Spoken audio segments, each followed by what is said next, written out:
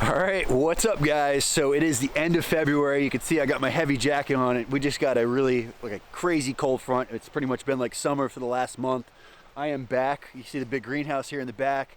I'm back at Flying Fox and we're gonna actually do another grafting video for you today. And this one's gonna be more focused on Loquats.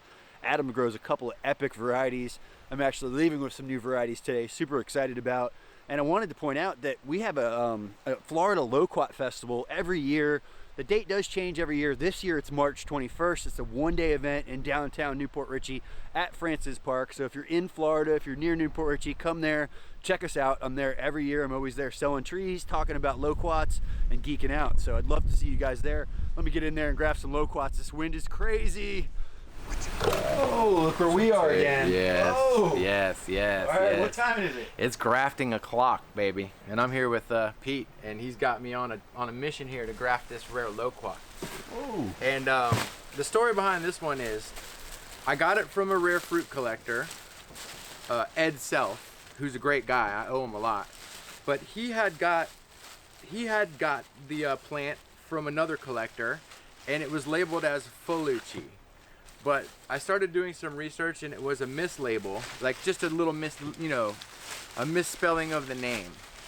And it's actually a variety from Spain. I don't know if it comes from Italy and they're growing it in Spain or if it's from Spain originally, but I heard it came from Spain, possibly Italy. The name is Pelucci, P-E-L-U-C-H-E. And it's got huge leaves, which are gorgeous by themselves. You know, the leaves are just gorgeous. I mean, you've never seen a Loquat with leaves, like, you know, just huge leaves. Ooh. And hope I'm not hurting Austin's. Now it's looking like we got some big scion wood, budwood compared to my rootstock. Now you've done this before, haven't you? Yes, it doesn't matter. A lot of times, when I used to get cuttings, I'd be so bent out of shape. If someone sent me cuttings and it didn't match what I had, don't get bent out of shape. There's always a solution for that. You can make it work. So I'm just going through. We did one in our last video. How's that one doing? Oh man. Oh. Yeah, I remember there were some cool comments in there. People saying, "Oh, that ain't gonna work. That ain't gonna take." But you can see, look at the difference in diameter down here, and then it jumps to there. And then I do these long cuts along the sides. That helps it, heal.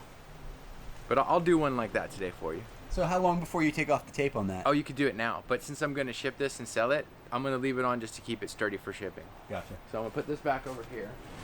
Just one here. And then you sanitize your equipment. This is just rubbing alcohol.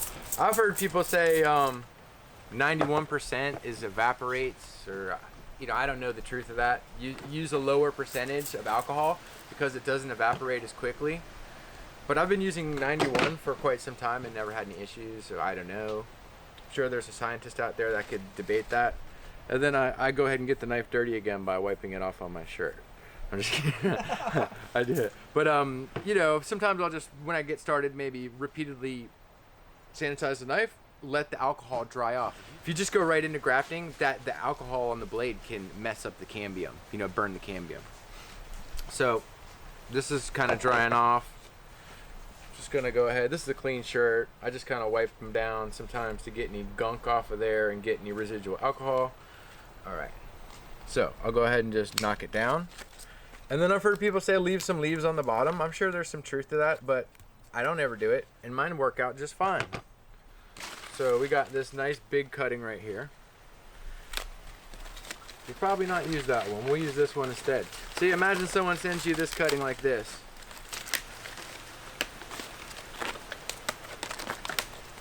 And it's that big. Now you got to be careful when you're breaking them off the top because you don't really want to bust off that bud at the tip. You don't have to. What's the best time of year to get the budwood? In my opinion, I think it's going to be between, fall to in winter time. But that's because we're in Florida. The enemy for grafting these is going to be the heat. Heat and humidity is going to kill them. And then during the winter, the cold as well. When the cold comes through, if you got a bad freeze and you have these pushing and they're not in a greenhouse, they're going to get tanked. So transitional times of the year are the best for grafting almost everything. And that's just your buddy tape? This is just buddy tape, yeah. And I thinly wrapped it around. It goes over the top, and the buds, if it takes, to turn white and start expanding. So you always, after you graft, you're monitoring this bud. Remember what it looks like, and remember the color and the shape, and you'll see it start turn white, and it's lighting up. It's filling with water. It's swelling, and it's a good sign if that happens. So look at the difference in size. Think I can make it work? Shoot, I don't even know if I can make it work. No way. I'm just kidding. We'll find out later on. No, it will work. It may be a trick. I may struggle. We'll see. A lot of times with these older cuttings on the Loquat wood, when you're cutting 2-year-old wood, the second-year wood, it's hard, man. You'll slice the hell out of yourself. My brother he saw me grafting, and he tried to graft too, and he used a kitchen knife and tried to graft a Loquat. He cut this part of his thumb off entirely, like the tip of it, with a piece of the nail. Oh. And he put it back on, and it stuck, and it like kind of healed. He grafted his own finger. Oh. But it healed up, and it's all done. But okay, so when I cut, I take the knife and I center it, put it in the center, and then I get it started, and then I just start rocking the knife, and you can steer the blade. Like if you see the blade is gonna run out that way, go that way, you can steer the knife. Like look at which way it's going and steer it. See, now I need to steer it towards the middle, and then rocking and splitting. Now steer it the other way. And then just keep splitting and keep splitting like that. I did a really long cut because I have to make a really long cut on my scion to make it match. So you try to pick the straightest side. I could probably go along here. It's going to be a little bit of a challenge to cut that way, but so I get it started and I just skin it like that. Like that. You gotta cut your wrist. Give me that. Anyway, it's gonna take me a minute to whittle this down. But see, when I make a mistake, I creep my way up. Just go up a little higher, like that, and then that. We're getting there. We're getting there.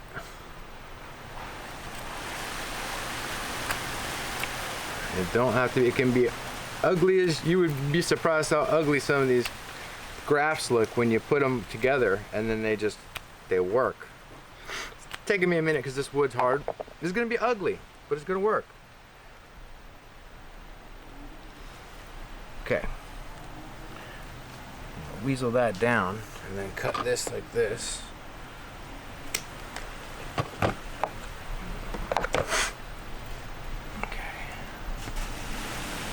Now, this is all that need touch. As you see along the middle, see how it's touching? That's enough. That's enough cambium contact to get a graft to take. You see that? Yeah. It's enough.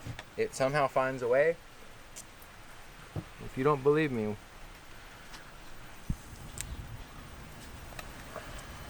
and you can do this with mangoes, annonas. I do it a lot with garcinias, jabuticabas, eugenias. It's nice because you can use a big old cutting. And then you center it up, make sure it's touching everywhere. Now with Loquat, you want to wrap tight, but not too tight. With the jabuticaba, you can pull it with like a rope, tight as you want, because it's got nice hard wood. The Loquat wood is a little softer, and you can girdle a tree and strangulate it, suffocate it, if you go and wrap it too tight. But see, I'm getting that gap at the bottom nice, and then I'm coming up here. Then I'm gonna go over it one more time, and I wiggle it into place if I need to a little bit.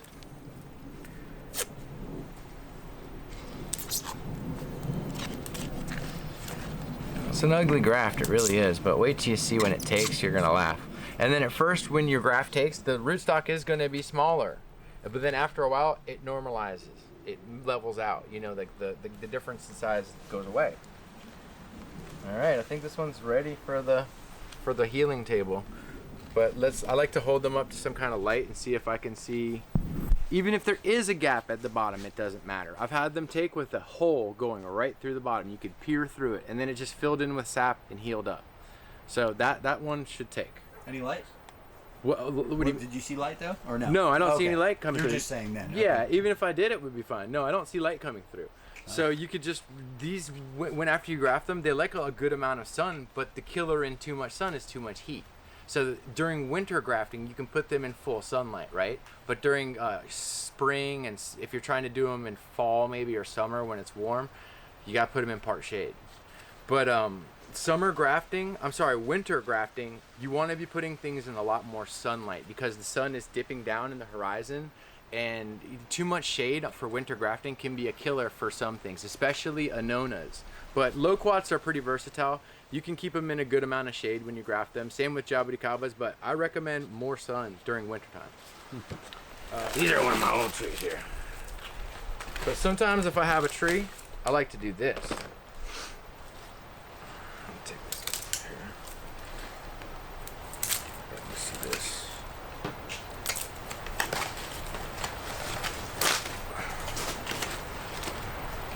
Okay.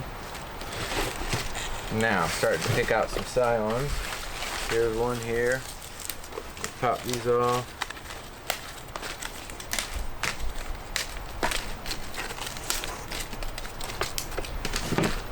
I could sanitize these again if I wanted to be intelligent. That's it for a second. And then just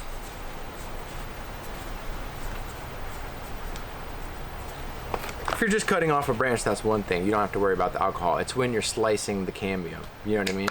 So there's a scion there. I'm gonna do three scions on one if I can. Really? Yeah, it's sometimes you just want to do it that way. Let's see. And you always wrap from bottom to the top, because it's like a plumber sealing in, or like a roofer, you know? There's got to be tiled the right way, or blah, blah, blah. Okay, so that's good to go. There's one there, and we'll go to another. And as you're wrapping, you're stretching. I've seen a lot of people, they go to put on the tape, and it's like this. You know, they're just like, like that. You gotta like, you start. Let me show you a little pro tip. On this tape, the longest line is from there to there, right? Not from here to here. It's the diagonal. So if you want the most length out of that tape, you start with that diagonal. I pin it with my finger on that corner like that. You see it's like pinned or whatever. Then you stretch and start to roll. And then you're going along that diagonal and making sure it's overlapped the whole way, stretching as you're pulling. You want it stretched nice and tight and thin. And then work along that diagonal. And then you get to the top, and I'm just running out. If I didn't have another piece, I could probably make this work, but it's like I need just one more piece for the top. That. Oh, I broke the bud off the top, which is totally fine actually, because there is another bud right underneath, right here. See that? There's a blind bud in there. You probably can't see it, but if I do that and that happens, all I do is go like this. We take another pathway. It's when you're grafting, you're choosing pathways. And as long as you have, you know, node,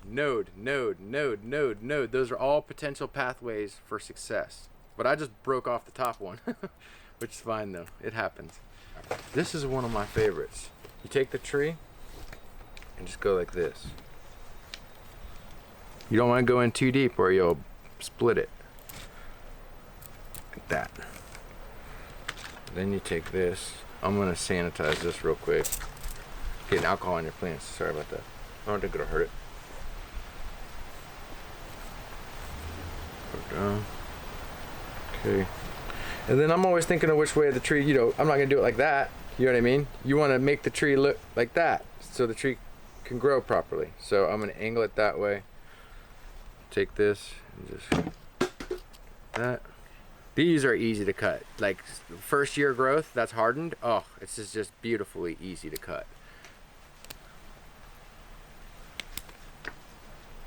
It's just so easy. I'm just trying to make it nice and straight. So sometimes if I make a little mistake, I'll work my way up a little higher and then go like that. And that's good enough. Even with that little imperfection, you see that bend? That's okay. You don't want it to be bent the other way like that. That's bad. But you can have little kinks and bends like that. As long as when you put it together, you don't see light. See? When I squeeze it, it's got a decent connect. Whoop. Get it in there like that. Anyway, you can see it's got a decent connection. And then I just go this. I'm gonna wrap it nice and tight, but not too tight. Is that like a side veneer? What would that be?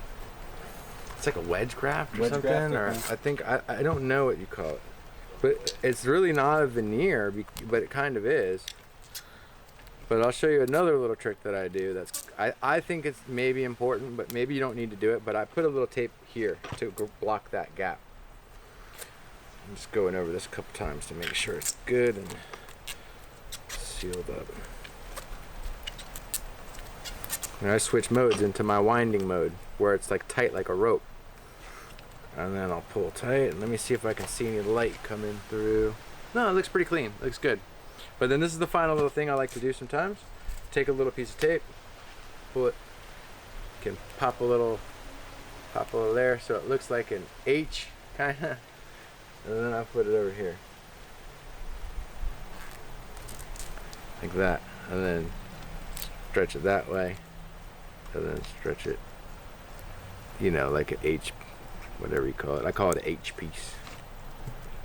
But anyway, kind of like block out the water. I do it a couple times if I'm feeling saucy. Just boop, boop, boop.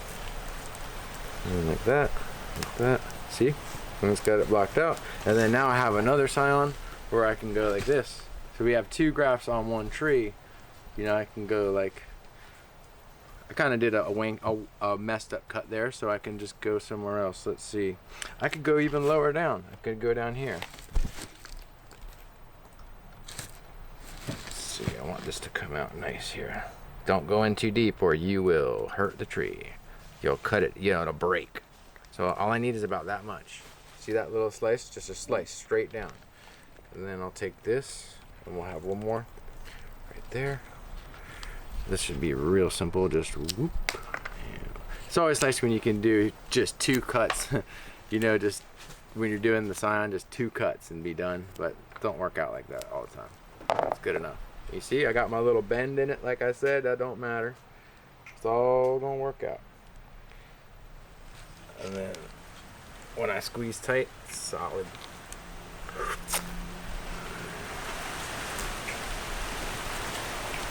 The killer for these is going to be a freeze. Like that March, you get that late frost and that full moon, that'll just wreck them if you have them outside. You know, they're starting to push. If they haven't pushed yet, you're fine.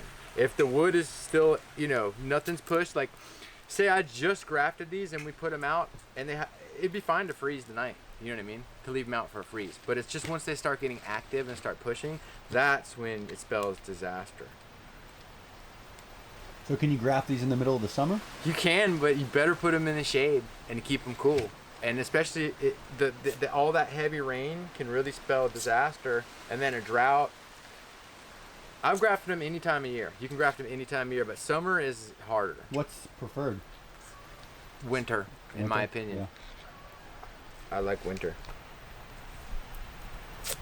And then we'll do this little piece over here. Just like that.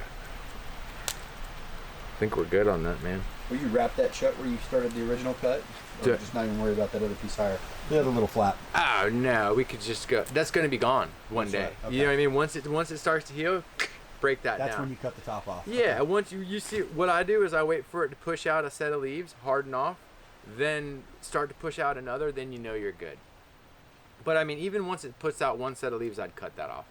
Nice. And then look, you have this to power it. You know what I mean? And then you can, a lot of times I do this to force, you know what I mean? To force branching, like knock the tip off of whatever you got. You can leave some leaves or not, but you know what I mean? And then knock the tip off, and then now it's gonna want to force from there. Nice. All right, so this is supposed to be a grafting video, but I can't leave here without getting some B-roll of these Japodicabas. Dude, it's snowing in here. What's going on, Adam? This is it, man. Is that a fungus? How do you treat that? You gotta spray Roundup all over it, and then you just pray it goes away. But the smell is like a sweet melon. If you, I can smell it. yeah. And then if you walk down the line, look at this here. This one, I love the shape on this one. And so you go through and you knock off any of these little branches that try to grow, because they're just suckers. You want to expose all that old wood. So I'm constantly coming through and knocking off little branches that grow like that. See? That's all part of the fun. Look at Eugenia Matosii. This one's lit up. Look at the bottom of that. Look how thick it is at the base. And, you know, I'll pull some of this away, but look, fruit to the dirt. Look at that one, in the dirt. Yeah. Rolenia in the And greenhouse. there's one over here too, somewhere right in here. Whoa. It's got fruits all on it. And then there's some flowers, and then look, more over here, little fruits. More flowers, fruits setting. Look, they set, man. A lot of these make a lot of flowers, but they don't set fruit. This one's highly productive.